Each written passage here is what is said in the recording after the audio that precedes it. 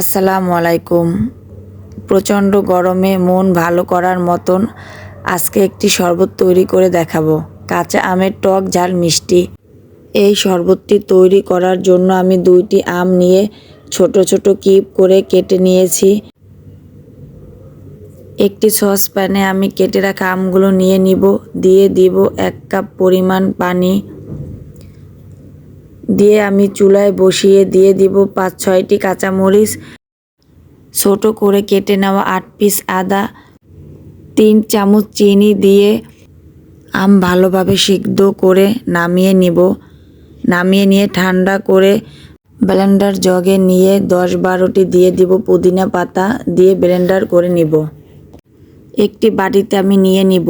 দিয়ে দিব 2 চামচের মতন বিট লবণ, 1 চা চামচ শুকনা ভাজা জিরা, নরমাল লবণ,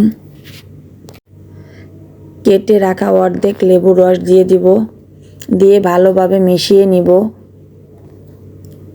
2টি গ্লাসে আমি 2 টেবিল চামচ করে আমের মিশ্রণটা নিয়ে দিয়ে দিব ঠান্ডা পানি। একটি চামচ দিয়ে ভালোভাবে মিশিয়ে নিব। দিয়ে দিব গোল করে কেটে নেওয়া 1 পিস লেবুর স্লাইস, দিয়ে দিব পুদিনা পাতা 2টি, দিয়ে দিব 2 কিউব আইস। বাসায় তৈরি করে দেখতে পারেন টক ঝাল মিষ্টি কাঁচা আমের শরবত। ভালো লাগলে সাবস্ক্রাইব করবেন। আল্লাহ হাফেজ।